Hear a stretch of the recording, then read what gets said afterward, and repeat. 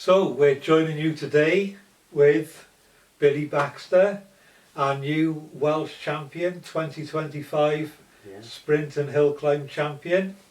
We've been for our champions breakfast. Thank you very much. That's right, you're very welcome. Good fill. Yeah, very nice. And now we're going to have our informal champions interview. Okay. And so we know who the champion is. Champion is you. Thank you. But what we really want to know is, what's your background, Billy? So how did you get into, have you been hill climbing for 30 years? No, I've always been into motorsport. Right. It's just something I think I've been brought up with, living in the middle of Wales. So Yeah. I lived in a little village, or just outside a village in mid Wales called Tregaron. So about 3 miles outside really. And back then it would have been sort of, late 70s, early 80s. Mark 1, Mark 2 Ford Escorts were about all over the place. Everybody was racing around in those. And there was a road rally called Rally Brocaron, which was our local sort of village road rally, sort of in the middle of the night. And I always remember as a child, like my bedroom was out facing the road, so they used to come past at like 3 o'clock in the morning. So I always used to like stay awake and watch them go past, and my dad would come in and say, "Come on, you need to get some sleep for school tomorrow." And I'd be like, "Oh no, I go watch the rally." And so that was one of the things, just the sort of the sound of that really, and going down and watching it. And then later on, a mate of mine passed his test first, so we'd then go, I think we had a chat about this earlier on, where we'd go and just follow the rallying around.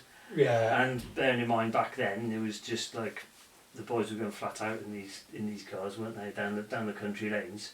So we'd follow them, and as soon as you see some bright lights behind you, you'd pull into the next gateway, and then they go flying past, and off you go again and follow them. So I followed that, for a few years while I was still living at home, really. So it was, so really it was rallying. Rallying was your first introduction before speed events. Yeah, so road rally, and I've always wanted to do rallying really, and I think that's because of just where I was brought up. But like as a teenager, you have your posters on your walls, etc. One of the main ones that I sort of remember that was the Fiat 131 at Bath, and it was one of my favourites as well. Yeah.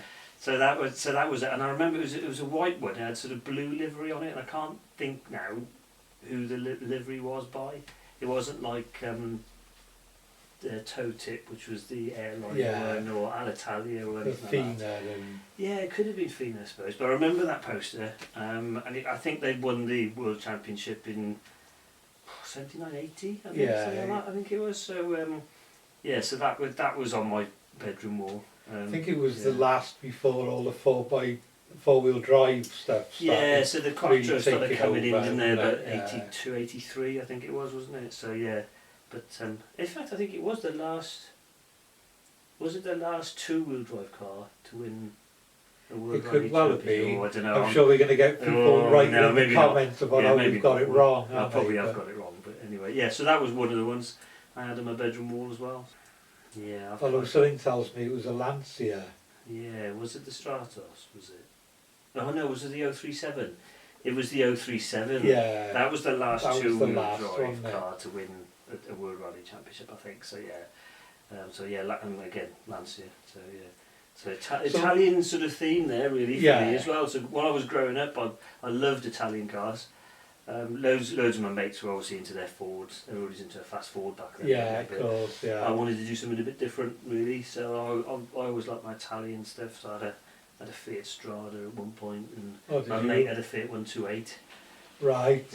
We tried to soup up a bit, put a 1500 engine in instead of a 13, and it made all the difference. Oh, big difference back then, yeah. So that was an interesting time. That was growing up.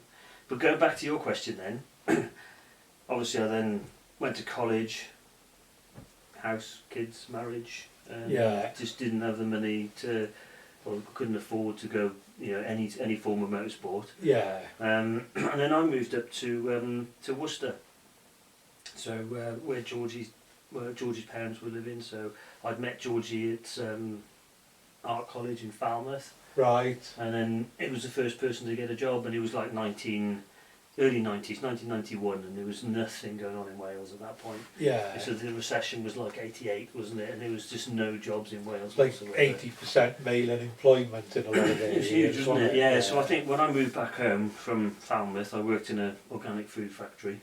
Right. Which was a proper dire job, that was. And Georgie got something a bit better, so I just moved up to Worcester. And luckily enough, it was about 5 minutes away from Shelsley Walsh. Oh, right. And her dad, her dad had been going to Shelsley Walsh for years, so I started going in '92. I think was the first time I went. Used to watch them. Used to go to all events really, because you used to be able to walk down from the top. So it was free entry for people who lived in the village of Clifton. There was a footpath that went down to the top of the track. I didn't know that. Right. Yeah, so we used to walk down the fields into the top of the track, and then or top paddock, and then watch it from there. So obviously that got me into it. And then it was just like, I want to do this one day.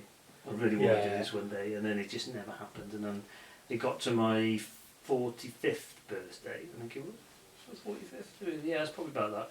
I think Georgie just said, just buy yourself a car. Just buy yourself a car. And one of the things that I looked at, or one of the things I did like that was racing at the time, were the 205s. Right, They were small, they were light, front wheel drive, and it was just like, oh, you've had a few, haven't you? You've built a few. Yeah, so the first one I bought was a pretty standard sort of. It's stripped out with a roll cage, but it's a bolt-in roll cage, but pretty standard. And then I raced that for a few years.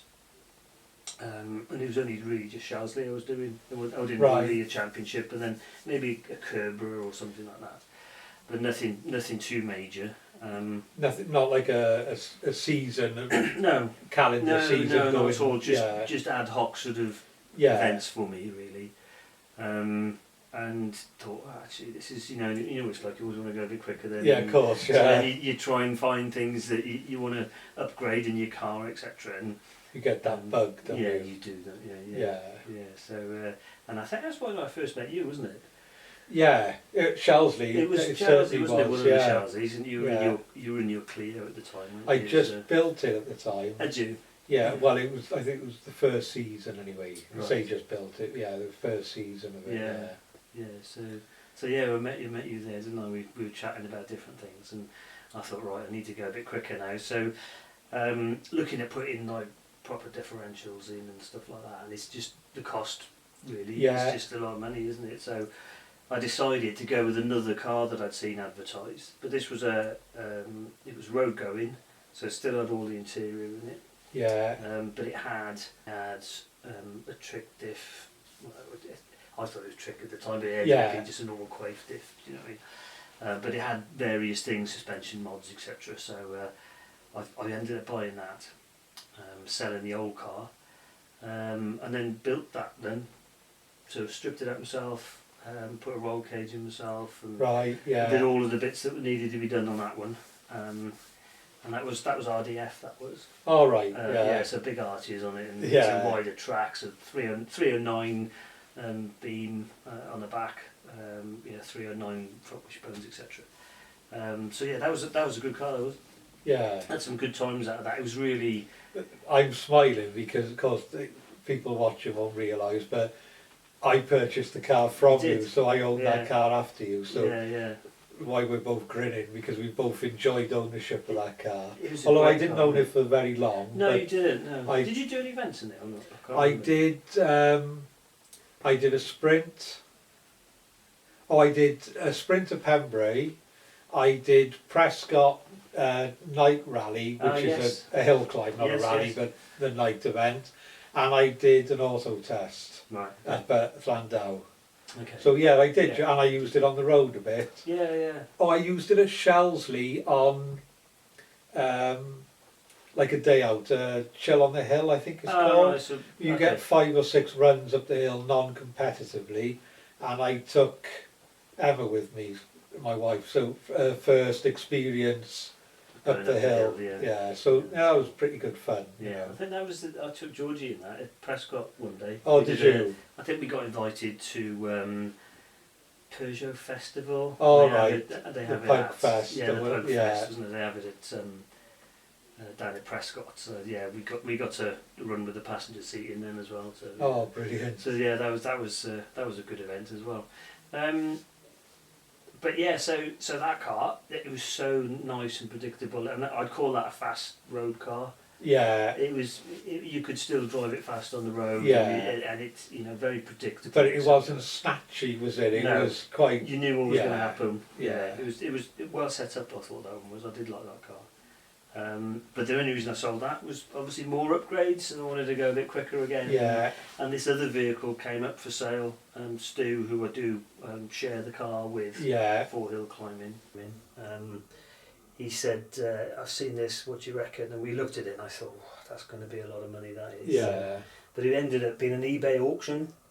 Right. And it ended at something like 1 o'clock or 2 o'clock in the afternoon on a Thursday, midweek. The worst time. The worst time ever, isn't Well, it? the best time if Best you're time for buying. me, obviously, yeah, of yeah, course, for me yeah. to do. So I said, that's going to be like, 12, 13 grand kind of car that is, Yeah. And Stu, I was coming back from the ferry, going down, I've been down to the Isle of Wight, see my friends down there, we were back at the ferry, and he rang me up and he said, "Oh, we've won it," and I was like, "Oh no, I've got to spend 12 grand on the car." Yeah, exactly. Yeah, so, but we won it for like 8.5 grand, I think it was. Yeah, you got a bargain. Yeah, absolute bargain. It was tatty, it had bits of bodywork hanging off it, bumpers were loose, but fundamentally it had a bodies, standalone ECU, 240 brake horsepower.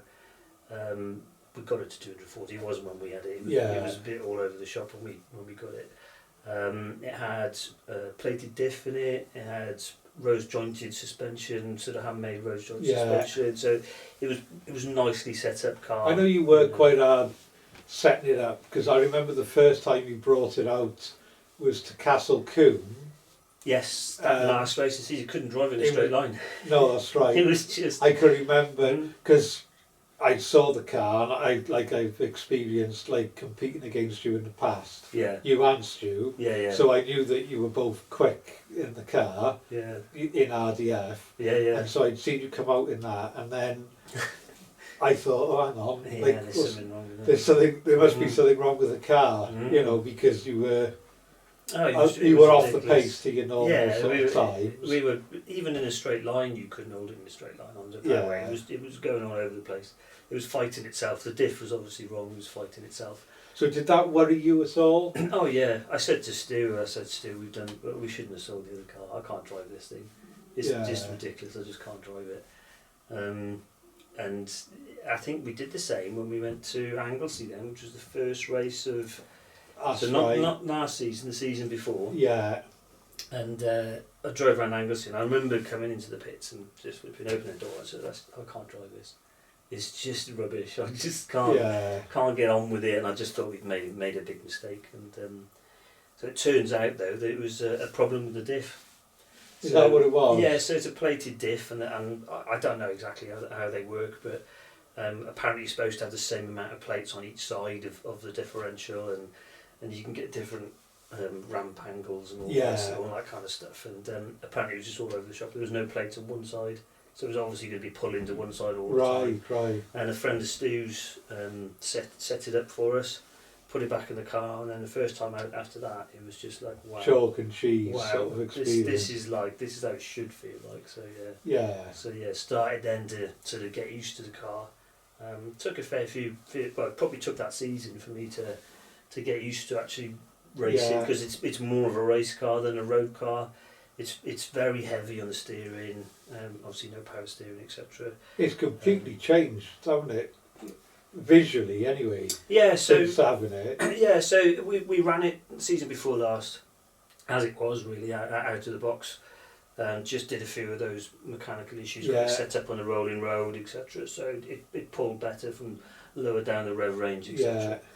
And then we just thought, wow, it looks tatty, doesn't it? And I think one of the things at the end of that season is the boot came off. The fiberglass boot came off at Llanbow, didn't it? I remembered after I asked. So that ripped the boot off and destroyed that completely, the fiberglass boot. So we were like, oh, if we're getting another boot, I don't particularly want to respray it red at the back end like it was. So, so we've got these colours which were like RWL Motorsport, which is our sort of motorsport group, rear wheel lift motorsport. And Georgie designed these colours for us right from the very beginning. So it was a white front end in the car, leading into sort of the Peugeot themed colour stripes, but in different colours. So they were red and silver and white and black, basically. So we thought we'll stick with that. You know, we've got some clothing with that stuff on, so we'll stick with that. So spent the winter then just stripping it down and fixing also all the fiberglass.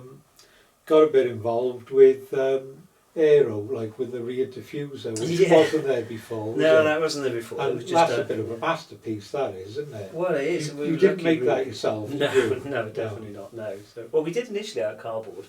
I don't think that counts, Billy. That don't count. But, no, so Stu knew this bloke in Worcester called Darrow Fabrication, and they make all sorts of stuff out of anything, obviously metal. Yeah. And I think he was working on one of his vehicles and got chatting, and he said, well, you know, I can give you some sponsorship if you want. And so he gave us a bit of money, which is very kind of him. So Darrow Fabrications in Worcester. Thank you very much. And we'll show some pictures of it, but it's quite often when we go racing, you see the aeros, a lot of people have made their own, and it looks as though, no offence to them, they've made their own with a coat hanger and a mallet, doesn't it? Stuck some stuff together. But this is really well machined, so manufactured. I mean, obviously it hasn't been tested. We haven't done any wind tunnel testing on it, but there is a known void behind the rear beam on the 205s, and it just catches the air and inside the bumper, etc. So it sort of makes a difference, I would imagine, but it looks good as well, doesn't it? That's right. Yeah. So we just looked at some other sort of designs and mocked up a cardboard one which came from the beam. So you've got the flat floor to the beam, and then that void then has just been taken out by the diffuser, and then delivered these bits of cardboard to Darrow Fabrication, and then lo and behold they came back within a couple of days with this, and it was just like, wow, that's amazing. So fitted that, and it just looks the part, doesn't it? So we've got what motivated you from being a boy and hearing rally cars and road rally cars going past the house to then being a bit of a mature starter, really, because you did your life thing first, like with wife and children, and then obviously you got into 205s and Shelsley and everything else.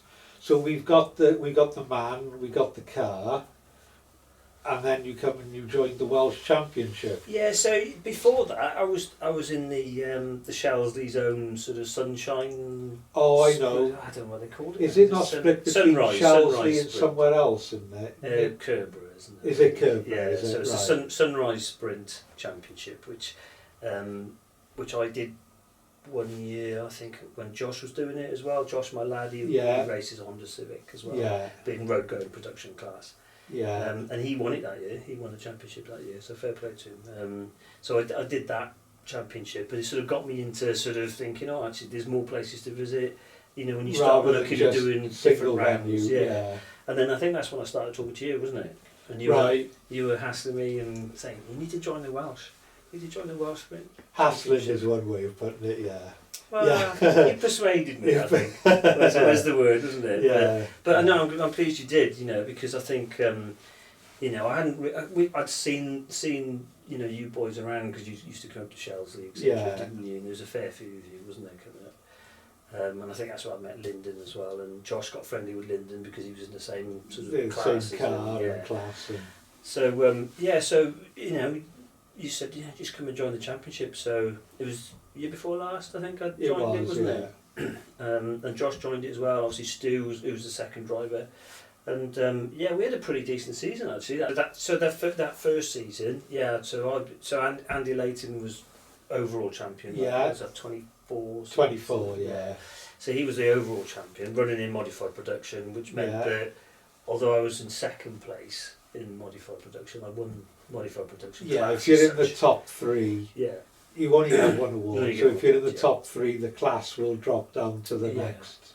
Yeah, so the 24 season, obviously I won the modified production club to 2 litre yeah. class. And there was some great competitors there that Yeah. year as well, wasn't there? You know, That's right. We had Dave Mockford, Andy Layton, who ultimately won the championship. They got Stu. Stu has always been close. You know, he's always been a couple of hundredths of a second of me. That's right. Yeah. You know, either way, you know, over the years we've always been really close. I always love together. the way he's so relaxed. Oh, he's so relaxed. He's so relaxed. He's definitely different to me. He can hardly be bothered to get in the car and drive, can he? Yeah, you should see some of the in-car footage of like I'm a bit of fidgety and I'm making sure it's in first, making sure my clutch foot's in the right place and constantly messing with stuff, you know, getting ready to go. Whereas Stu actually comes up to the line, puts into neutral, and he'll sit there, and he'll go to green and literally just go into first, boff, off we go, right, and that's it. You know. So totally different to me, really.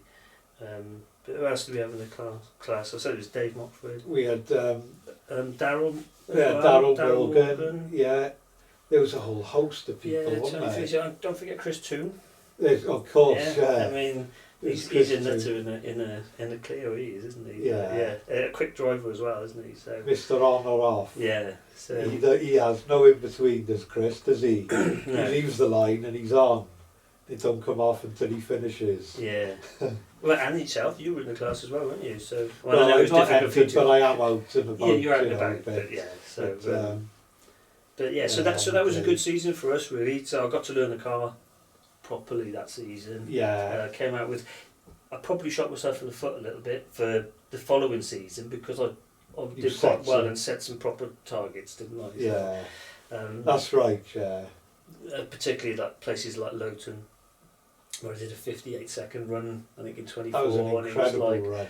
It's like flipping heck, you know. That is quick. I mean, I know Tony's done a 57 there now, hasn't he? Yeah, he's done a 57. Really, I did not realise that. Yeah, right. so he, you know, to pushing on. That was after his big accident as well. Yeah. So I shot myself in the foot really. So the target times are set the season before, and to get your 21 points, you have to beat it by exceeded by a second. So which meant I'm going to have to drive even quicker this year. Yeah, of course. Yeah.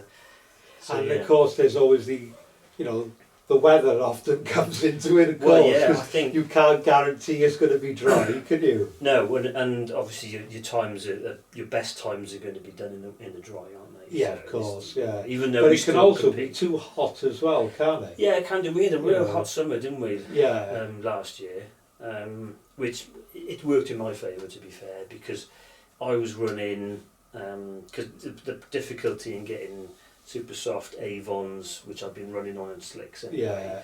Yeah.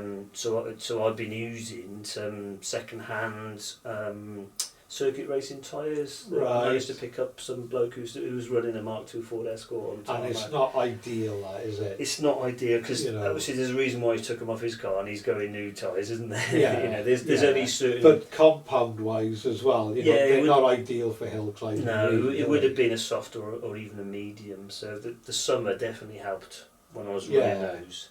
And like I said, we started off the season at Anglesey, real good times, I think Stu was like within 200ths of a second, I think, on that really? First event in Anglesey, which was last season. So we had another record then, and Stu was second, and I think Andy Layton was third that day. Yeah. And then they're saying then on the Sunday, I think I wasn't quite as quick, and I think Andy might have picked me on the Sunday, but still got 21 points. So we started off the season, I started the season with 21 points, which is exactly what you need, to go through. So I can't remember how many events there are in total. There's 27 across the calendar, but you've marked on your best 9. Best 9, yeah. On your best 9. Yeah, so I was picking and choosing really the ones that I could afford to do, the ones that I'd been before where I knew I could probably do some good times on, etc. So because you can't afford to do all of them. No, of course, unless you're Carol. Like what? Unless you're Carol, you do them all plus some more. Yeah, exactly. Yeah. What I'm interested to, I always ask drivers this, is that what I find unique with our championship, with the Welsh Championship, is that lots of the championships, they're either hill climb championships or they're sprint championships, whereas ours is a speed, so there's a mix of hills and sprints. Have you got a preference Do you prefer hills to sprints or sprints to hills? So I think I initially I would say I prefer the hills. Right, okay, yeah. Because I think I've been to places like Kerborough, no disrespect to Kerborough, but I find Kerborough just a bit...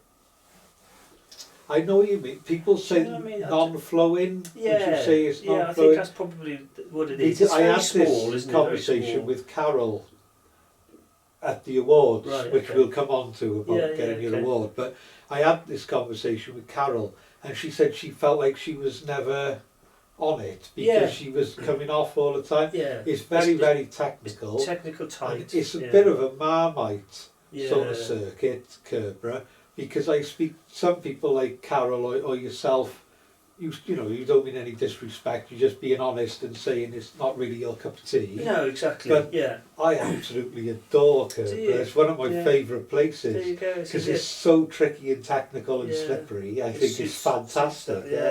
Maybe it suits your car a bit as well. So. Yeah, possibly. I think some on the older car, like the first one I had, which is more of a road car, it sort of suited that, I think. But yeah, going back to your question then, I would initially have said hills, and I like the fact that it's narrow, all the hills are narrow, there's not much tarmac, there's no runoff, is there? And you've got to be on it from the start. You have the sprints as well, so. But I liked that bit and sort of bit of power going up the hills, etc.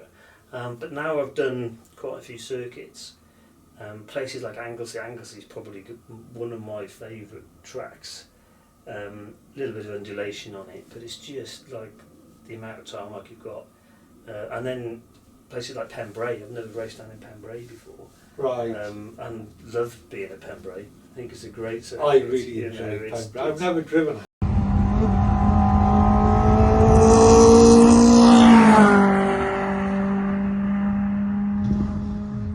We'll see, to be honest with you. Haven't you? I've been up there, as you know, obviously I've been there with you, but I've never driven it. Yeah. It does look... it's phenomenal. Yeah, it's phenomenal. And it's fast as well. The reason I asked about whether you had a preference is, as a general rule, I always used to think, just my opinion, that you had to be a bit more aggressive on a hill and a bit smoother on a sprint I think or you're a probably circuit. right. Yeah, I think you're probably right. You do have to be a bit more aggressive depending on where you are. Like Botmess at Charlesley, I mean, you really have got to break as late as you can and throw it in there. Yeah, well, it is really. Get back on the power and then not go over that sort of hump in the road that forces you wide. So, you probably are a bit more aggressive, and the longer sort of turns that you've got on the circuits, you've got to be a bit more precise and smoother, etc. Yeah. Which might be what suits me more, I suppose, because I think you said to me before that looking at my onboard stuff, I'm probably a bit smoother.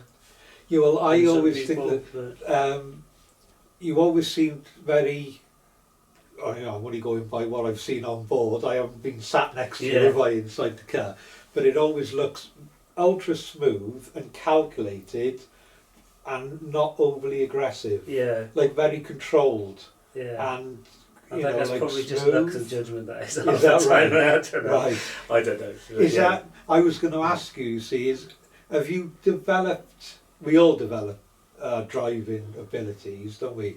But I didn't know, have you purposely developed a smoothness into your drive, or is it just the way I think that that's you just drive? my natural sort of way I drive, yeah. Right, So quick gear changes, the transition between braking and accelerating is quick, but everything else I'll try and sort of smooth it out. Yeah. And I know there's lots of people who would know the ins and outs of cornering and all the technical side of it, but you want to have a certain amount of lean on the car to get a bit of grip, but you don't want too much, because then it's all dependent on your cornering technique and using as much of the road as possible. So I try and keep that sort of smoothness and keep that momentum going through the corners. Throughout the corner. Yeah, try to. Yeah.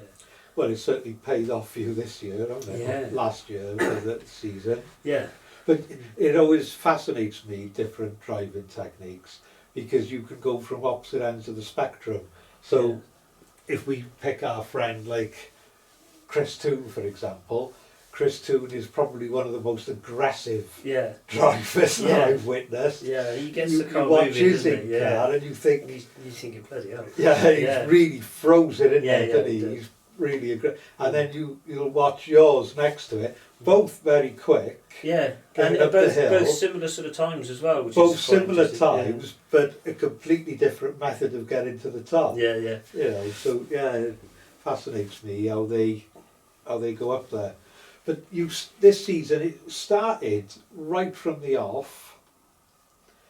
You could see there was a determination and a focus. Yeah. Did you set out and think this is the year I'm going to win the championship?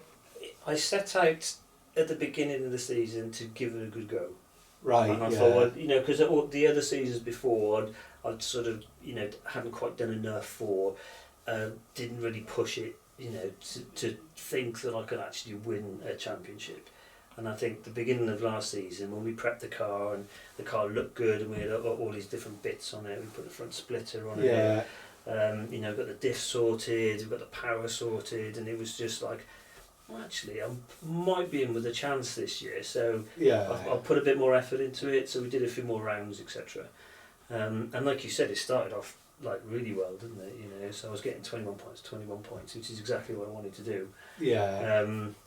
And then halfway through the season, things started to sort of go. Get a little bit difficult. Get a bit difficult. I think you're right. I think you're right. That's Yeah. a good word. That is. Yeah. So. The trouble is, you've got lots of other competitors also with the same mindset exactly of that. this is the year I want to win. Yeah. Yeah, exactly that. Yeah.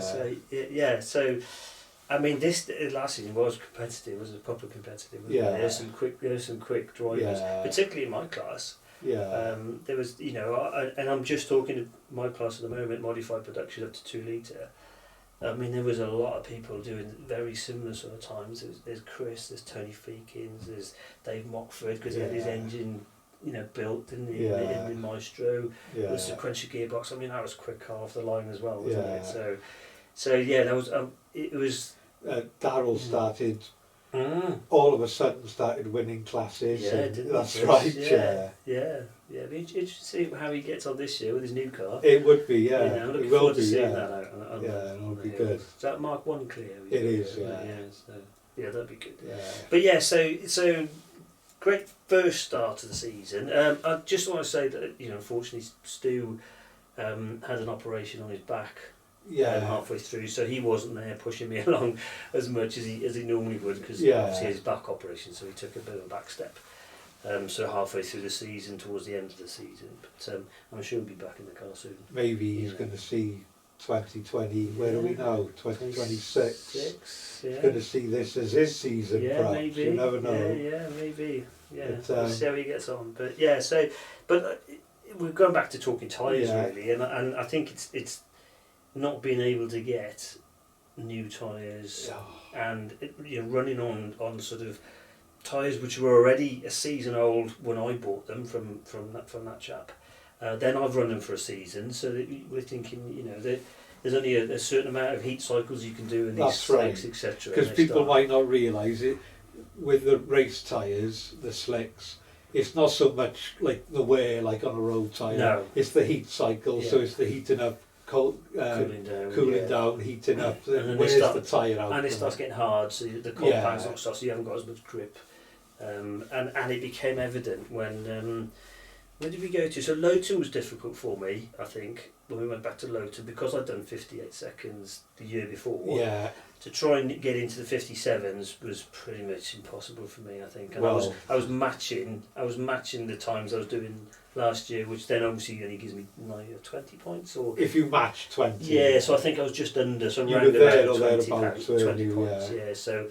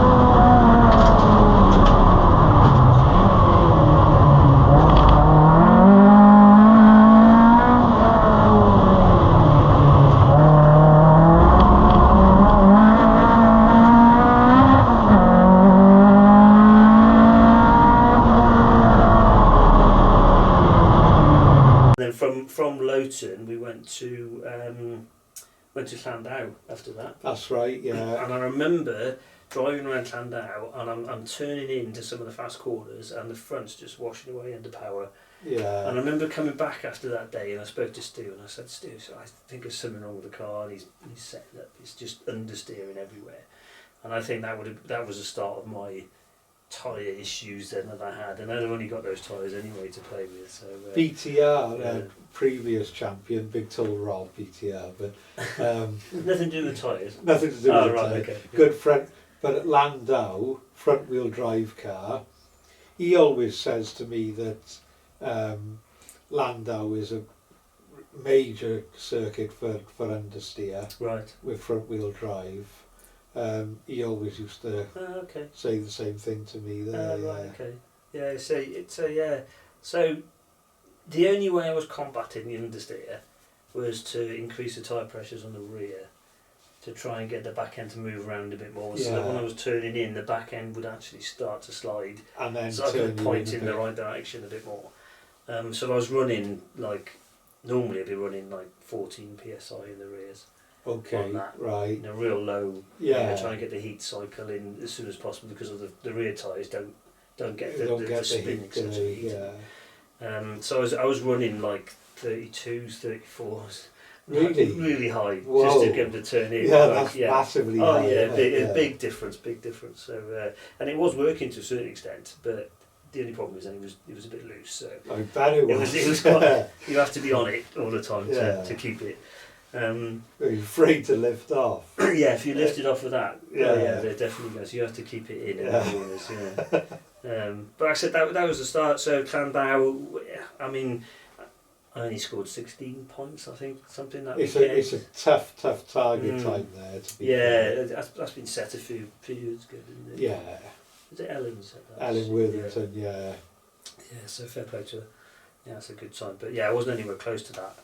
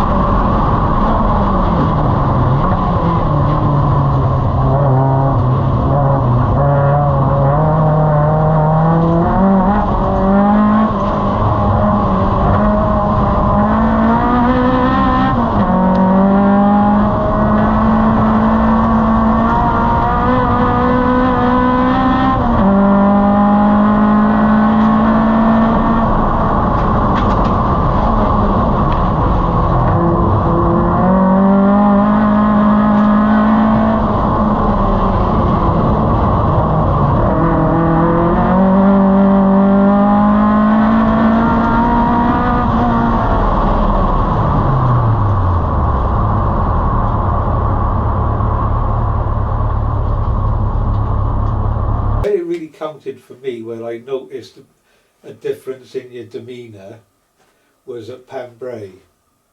Yeah. Or Pembrey, as a lot of our English friends like to call it, but it's actually Pembrey. Yeah. And I always used to wonder, where this Pembrey circuit was. When I used to hear them talking about, we're going to go to Pembrey. I thought there's another circuit, was Pembrey. Yeah. But I spoke to you there. In fact, I done a short interview with you at I nearly said Pembrey then, at Pembrey. But you didn't seem too confident. No, I think you had been, but I think you were starting to think this might not be in your grasp. Yeah, because it started at that point, I think, to sort of slip away from me, and the fact that you need to get 21 points. I'm not doing all of the rounds. It's only 9 counts, and I was only doing. You have to 13 score or well 15 at least, or something. Yeah. So you have to score well on all of those rounds, really, so you can drop some of your your 19s or your Yeah. 20s. Do you know what I mean? So you still got some decent points. And I just looked at the calendar that I was doing. There was only a few that I was doing that I'd sort of booked myself in to do anyway. And I was like, well, I'm not going to get 21 points from this. And then I started looking. I remember properly. having that conversation. Yeah, so actually, I started looking properly then, and who else was racing. Obviously, there's Paul Davis and his Radical. He was getting quicker and quicker, wasn't he? Yeah. He was putting out some superb times, wasn't he? So at various events that he was going to, places like Gerston and stuff. He was just, wasn't he in the top 3, or did he win fastest time of the day or something? Gerston. I can't remember, but he would have been right up at the top, wasn't he? And in a Radical, considering there's single seaters out there, that's impressive, isn't it? Yeah. So I started looking at what he was doing, and then obviously Lloyd Betterson. He's in his little Jedi. He was in the Jedi single seater, and he's always quick. He's always all or nothing, isn't he? Yeah. He's always, I was looking at his, and he's doing 21. I was thinking, he was knocking FTDs in. He was, yeah. Fastest time of the day. So he was going away with that at the end of, at the end of events, and yeah. So I think I got a bit disheartened then. I was like, oh well, I put all this effort into it, and then it's just started to slip off. Things did start. Yeah, so I wasn't going to go back to Pembrey. No. And I wasn't going to go back to Anglesey because I only sort of do one event of those a year. Yeah. Because of distance, travelling distance as well. It's and there's some of the dearer ones to logistically, aren't they? They are. Great places to race. I mean, I love, like I said, I love Pembrey, I love Anglesey. But I just looked at that calendar and I thought, well, if I'm going to stand any chance of actually, looking at getting a championship win on this, then I'm going to have to do those events. Yeah. So me and Georgie had a chat, and she was like, "We just got to do them." So I was like, "Okay." So I entered them, and then I got to Pembrey, and then on the Saturday, which is my favourite sort of layout of the circuit, right, is the Saturday one. Long one, yeah. It's slightly longer, isn't it? Again, the tyres were just horrendous. I was running 30 psi in the back. The car was moving around all over the place. Yeah. And I just had to keep it pinned in the corners, like you said. Otherwise, I'd be lift off oversteer and I'd be in the barriers. And I think I just about beat it by a second. Right. My time, which was earlier on in the year, by a second, to get 21 points on that. Yeah, it was 1.1 seconds. Right. Okay. Yeah. So there you go. So I got 21 points, and then you wasted 0.1 of a second. You didn't need. I didn't. No. Oh no. There you go. Yeah.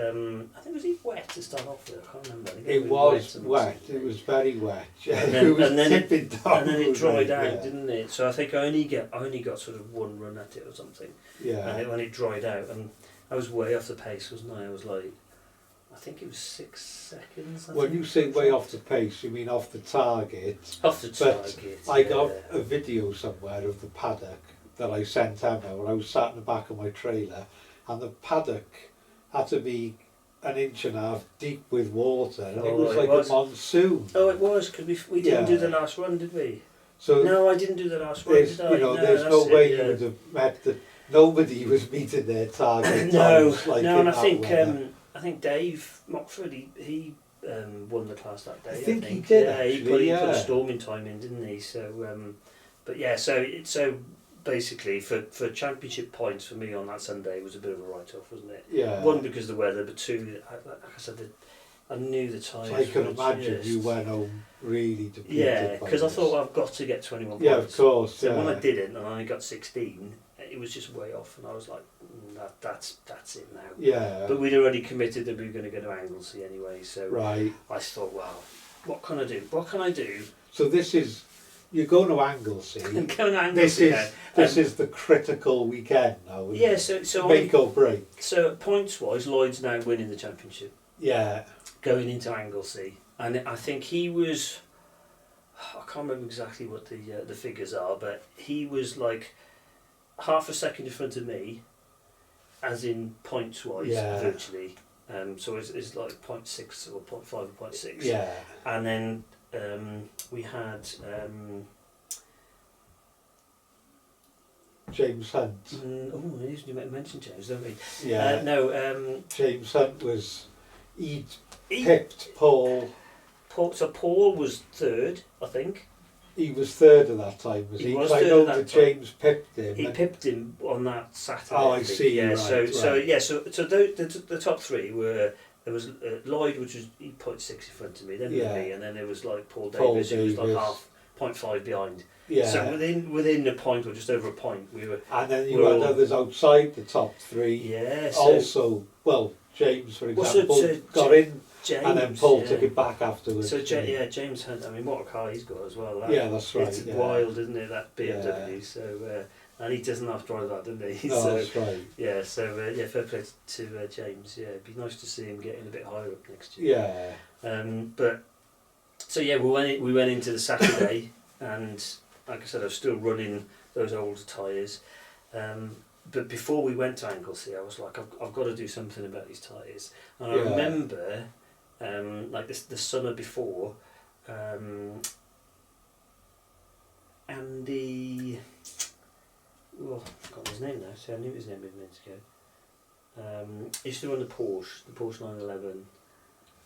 Andy Norris. Oh, right, yeah. So Andy Norris had rolled his Porsche at Doon. And he broke his back, and it was a real nasty accident it was, and so he wrote the car off completely. And I always said to him, I said, I want your rear tyres because they were the right size for my fronts. Yeah. They were like 9.7s or 10 inches wide or whatever. Are they that wide, your front? Well, so the ones I got off that circuit racer, they're 10.5 inches wide. Are they really? Yeah, they're far too wide, really. Cool. Yeah, but that's because I think I messed up. That's what you. And the advert. What you had, yeah. Yeah, so we were running 8.7s, but they ended up being 10.7s. But that's all I could have. I know they only just fitted in the arches. You know what I mean? It was tight. So I rang him up. I said, "Well, can I have those tyres off you? Because I know they're going to be better than ones I've got." He goes, "I've sold those. They're gone." No. And I was like, "Oh no, what am I going to do?" He said, "But I've got the fronts." I said, "I've still got the fronts on the rims if you want them." And I said, "How much do you want for them?" And he was like, "Oh, you can have them. Just see if it helps you out. It helps you out." So I got them, and I'm normally running 10s or 10.5 inches by 21.5s. So the profile 21.5s. Right. So when I got them off his, and I put them next to each other, and they were taller, I was like, "Oh no, what's happened here?" And they're 23.5s. So obviously that's going to alter the gearing. Of course it is. They're only 8 inches wide as well, so they're quite a narrow tyre for my car with a higher gearing. And I was like, "Oh, this is." So that's why I didn't run them on the Saturday. Right. At Anglesey. Yeah. But really struggled on the national circuit at Anglesey, but managed to get 21 points on the Saturday. So going into Sunday then, I'm thinking, right, Lloyd's done the same, or he didn't quite get 21 points, I don't think, on the Saturday. So now we're like really, really close. Well, it was at the point now, I was back in work, but I was looking at the live timings. Were you? Okay. So I was working out the timings to work out the scores, and I could see from that the championship, first and second, had to now, at the end of Saturday, going into the Sunday, it had to be either yourself or Lloyd. There was some controversy over the last event of the year being Castle Coombe, and it being oversubscribed, and so competitors not being able to get in. And so I know we've gone ahead of ourselves, but I just wanted to say the background, so for people listening, I wanted you to tell me a little bit about, on the Saturday evening, a conversation you had with Lloyd Betterson. Yeah, so we all sat round, weren't we? And I think... bearing in mind that the winner of the championship at this point can only be you or Lloyd. Exactly, yeah. You know, so there's a bit of background for people listening, that's all. Yeah, so going into that, and we both entered for Castle Coombe, and I think there was some reason why my entry was late, and I can't think why. I was away or something, and I missed the sort of the opening, and they get filled up really quickly, particularly Castle Coombe. If you don't get in within the first hour, then you're not getting a run, are you? Yeah. Even though there's like 100 spaces, it gets oversubscribed very quickly. And I think I got an email back saying that I was something like 10th on the reserve list. Right, yeah. So there's another 10 people who had to have dropped out before the event for me to get in. And I think considered avenue sort of thing. Yeah. And then Lloyd had done the same thing, and he was a bit higher up. He was like 15th on the reserve list. Right. Be a bit more actually. I don't know. And I think you probably said to the organisers, well, it's a championship. It could decide it could be. So is there any chance that people could come in? And they said, well, no, it's as it is. So there's nothing their policy is Yeah, so it's just fair enough. Fair enough. And then I remember Lloyd. We were all sat around, we were having a few beers, etc. in the evening, and we would have a bit of banter about how close we were, etc. And we were sharing the same garage anyway. Yeah, so, of course. Yeah. And no matter what goes wrong with the car, like Lloyd was helping out. There was something that went on, like, the windscreen wiper stopped working. Right. So he spent ages trying to work out, electrical problem, etc. So that's one good thing about our championship, is everybody helps each other out, don't they? It's only competitive on the hill or the circuit, and exactly. in the paddock it's very much a team sort of atmosphere. But Lloyd always seems to be busy though, doesn't he? Because he's always setting up somebody's geometry or tracking. He's too good a mechanic for his own good, isn't he? Yeah. So the conversation went. I think Lloyd said, if I get in and you don't, he said, I'm not going to run Castle Coombe, just to make it, a bit of respect, a bit of fairness, etc. And I was like, well, that's fine, then I'm the same. If I get in and you don't, then I'm not running Castle Coombe. And the points then really are going to be, or the championship is going to be settled tomorrow. That's right. Really, then, isn't it? That's a lot of pressure, isn't it? Yeah. So all of a sudden, I'm thinking, I've got to get 21 points now. Yeah. And to make it even harder, then I woke up on the Saturday. We had our first practice run, and then Lloyd goes out on his first time run and gets 21 points straight off. Right. And I was like, oh no. So I was thinking, this is going to be really difficult for me. This is. What do I do? I'd still started off with the old tyres on. Do I put these new ones on, not having a clue how they're going to react to the car, whether the gearing's going to change or whatever? And I thought, well, I'm going to have to, because it's my only chance. I was way off the pace again. So I put these new tyres on the front, but I forgot to take the tyre pressures out at the back. Right. So the first left-hander I went into, out of the pit, onto straight, first left-hander, I turned into there, and the car did exactly what it should do, or has been doing in years past. Turn in, and whoosh, off it turned, but the back end just went on me. So I spun off on the first corner, on my first time run.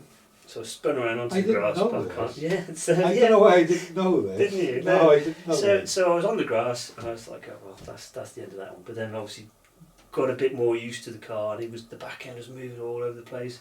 But turning was good. That was the main thing. It was where I wanted to turn in. It was perfect. So got back into the pits.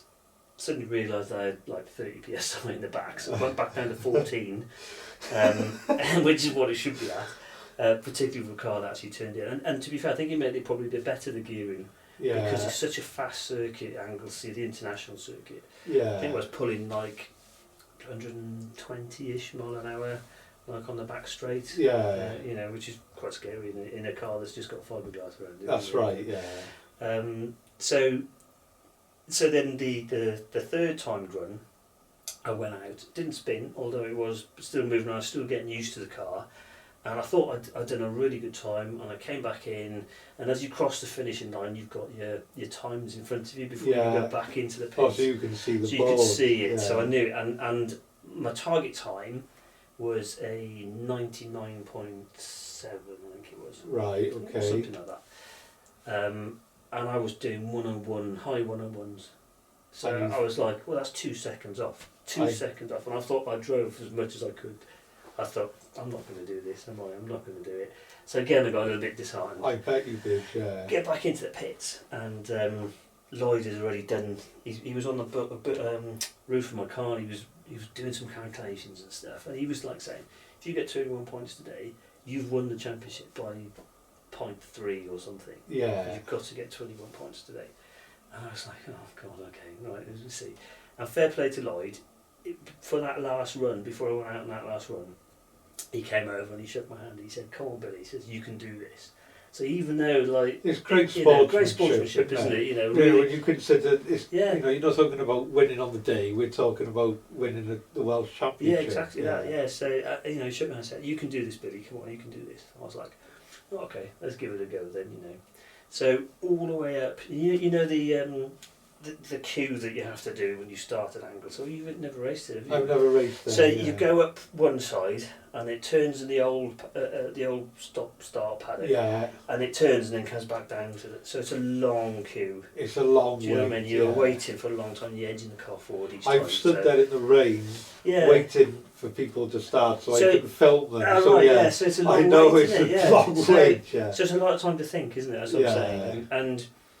And it's all self-induced pressure, isn't it? You know, Of course it is. And we're only clubman level, and there's no money involved. But you know, you put so much effort into a whole season. Do you know what I mean? And you know, weekends away all the time. You're not quite sure if you'd ever money. have the energy to do it again. Exactly that. Yeah, that's another thing as well, isn't it? Yeah. So, and I got myself sort of really wound up about it. You know, I thought, I'll let people down. You know, that if I don't do it, I'm going to let people down. They're all been like, you know, championing me for the season, and I literally got 3 cars before the beginning, for the start line, and red flags came out, and it was stopped, and I was like, oh, You waited all that time, psyched up, up. didn't you? Yeah. And then it was red flag and it was for ages, and I remember seeing Dave Mockford's car go past being towed in the distance on the far end of the track. He blew his He blew his engine engine in that day on that run, so there was obviously a few cars in front of me. And I think, I mean, thanks Dave, because I think he did it, I mean, it's really harsh because obviously he blew up his engine, but I think he did me a favour. Because in those 10 minutes of and I was just like, why am I putting this pressure on myself? Just go out there, just drive as hard as you can, be a bit braver in some of the corners, which I knew I could be braver in, and you know, just enjoy it. You know, this is all the last, you can do. You exactly. can only try and drive as quickly as what you can drive, can't you? That's and all. And the car will let you drive as well. Yeah, to a of certain course. extent. Yeah. So I just thought, right, that's it. So I thought, well, this is my one and only shot at it. You know, last run. Let's just go for it. You know, let's put everything into it. And I came out of the pits and I turned left onto the start-finish straight, and the back end started to go again. And I was like, this is not happening. So I just a little bit of turn up. I kept the power on, full power. I just kept it on, and then I sort of had a bit of a wobble there, and I was like, right, that's it now. No more wobbles. That's it. I've got to So came into the back straight. Normally I lift before there's a little kink before you go up to Rocket, I think Right, it is. okay. There's a little kink in there, and if you lift before that, it sort of moves you away from where you need to be on the right hand side for the left, real tight left-hander.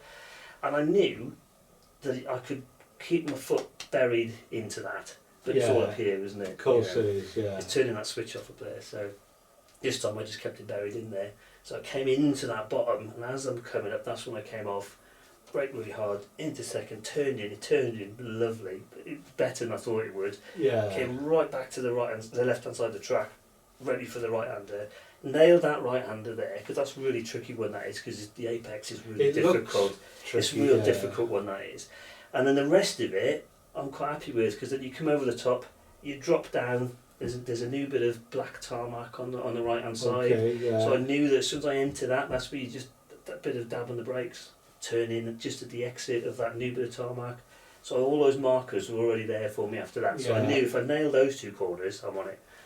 So I did all of that, came around the last right-hander, and the finish line is just as you come out of the last right-hand corner. So there's no point having any finesse there. And I just thought, well, I'm going to turn in late and just give it full power. So full power coming out of it, onto the rumble strip, had a bit of grass as well, and I'm fighting with the car, but I knew I'd finished at that point. So knowing I needed a 99.7, as I'm approaching the timing strut, my heart's pounding now because my adrenaline's coming. And you knew you were confident in that you couldn't have gone any harder. That was as hard as I was going to go, I think, that day. And I thought, well, I've done my best there, do you know what I mean? And as I'm approaching, I can see it says 99, but I didn't have a clue. You don't know what. And I couldn't see the rest of it to start off with. And then literally, as I'm turning in and look at it again, it said 99.04. So I knew I'd done it like by half a second. Isn't it? So yeah, just a half a second was enough to get me those 21 points.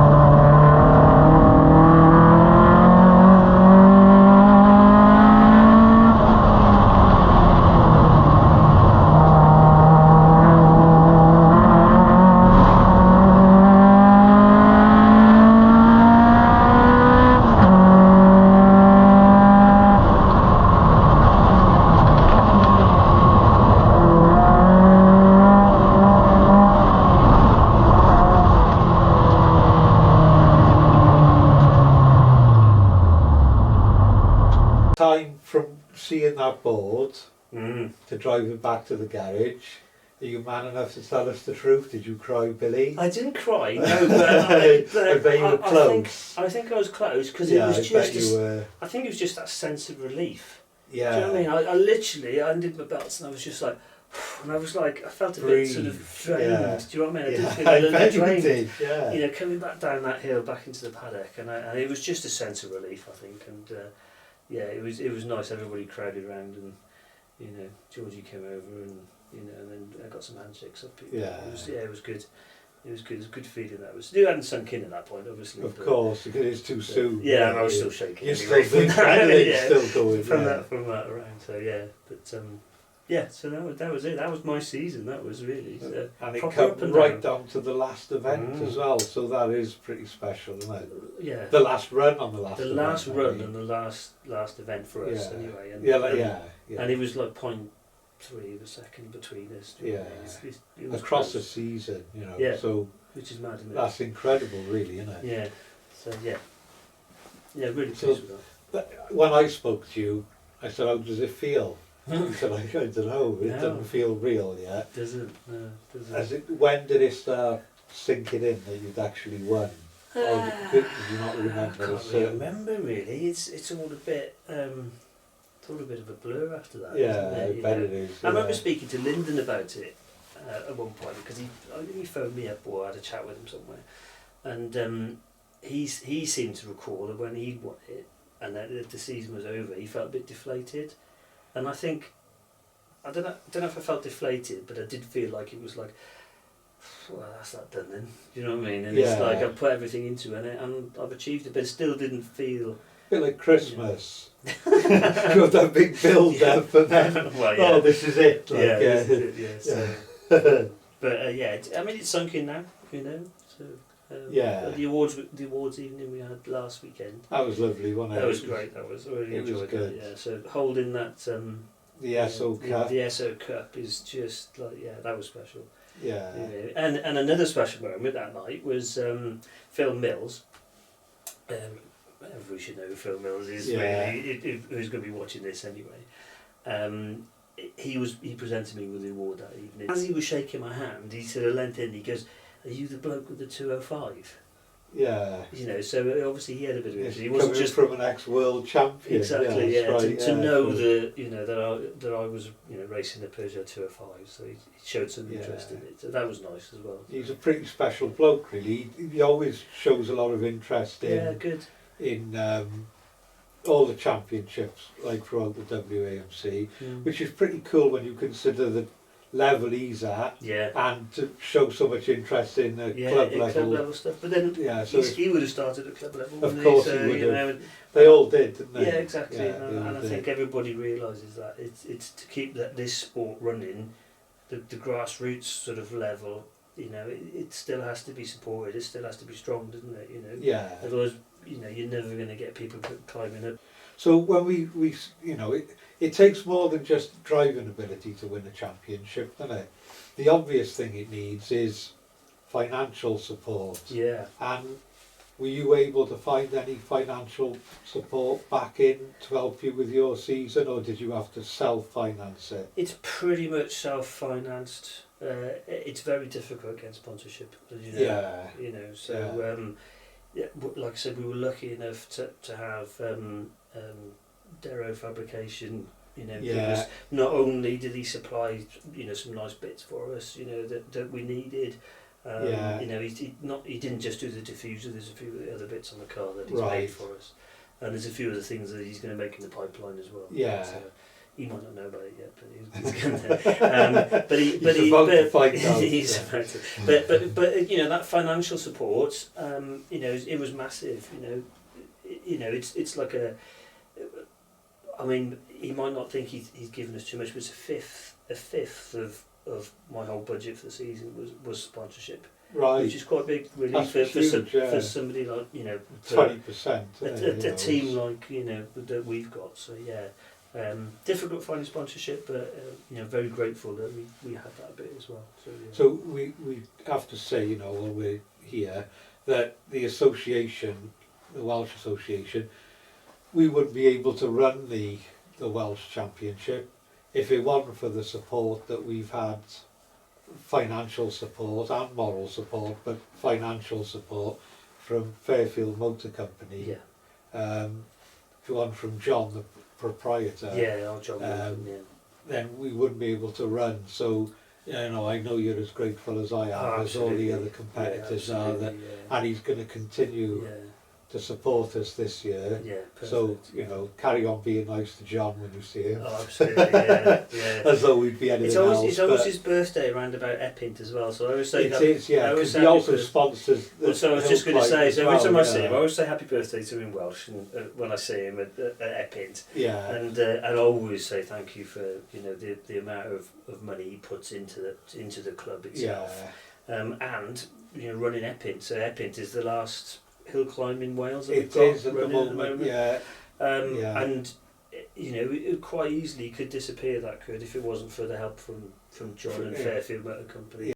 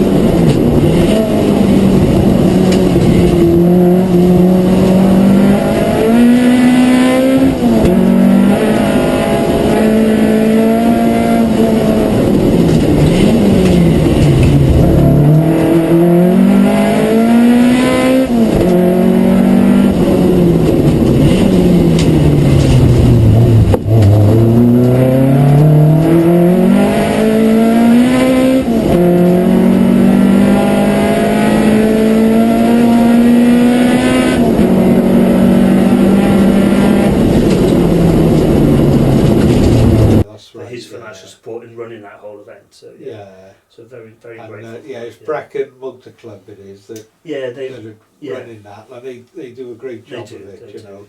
But ideally, what we'd like is for other motor clubs to start running more hill climbs in Wales. You know, that would be great. We've got quite a few sprints, but we need more hill climbs to secure the future of the sport. Yeah, in the we country, do. Absolutely, definitely. Yeah. Can I ask you, what was your best performance this year? It's probably going to be Anglesey that we've just described. That last lap at Anglesey, that lap and a half or whatever it was. But it's certainly one of the most impressive I've seen of you. You know, and so of course people are going to see it because I'm going to. Put the run on. Okay, fine. Yeah, we won't put the run on where you spun, but we'll put your winning run on. Put the final run on. You'll see. I'll have a little bit of a moment as well at that first left-hander. So.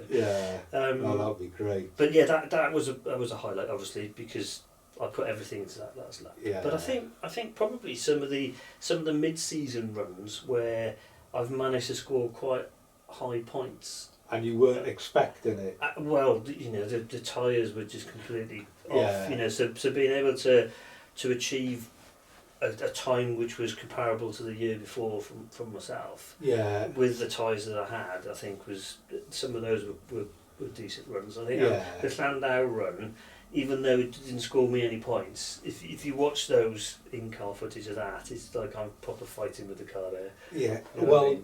That's right, Sometimes it can be deceiving because you look at the points you scored and you'd think, you know, not being rude, Billy didn't do very well today. This is it. But so it can be, when you just look at a score sheet, it's not all about it's a bit deceiving, isn't it, sometimes, you know.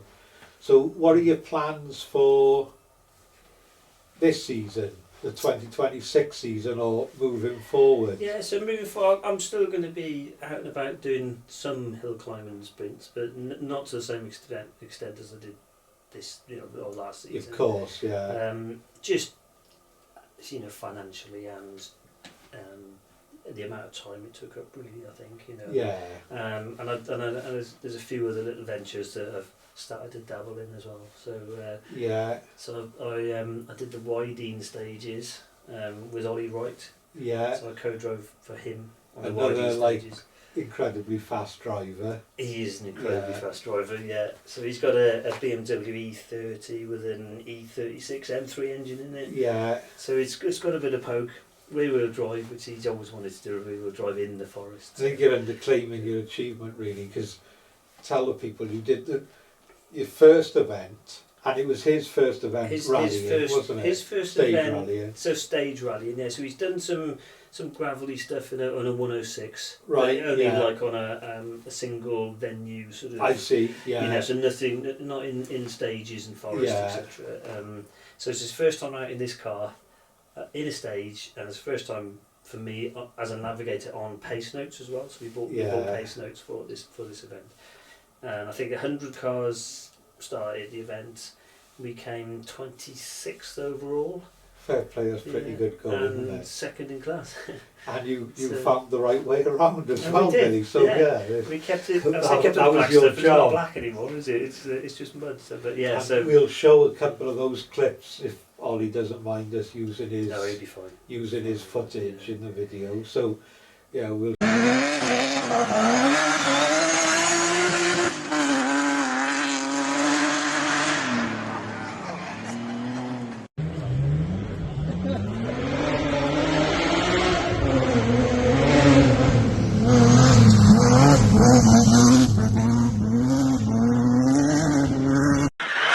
Five left long and turn two right, turn two right, stay middle, four left long and five right, caution tightens to one right,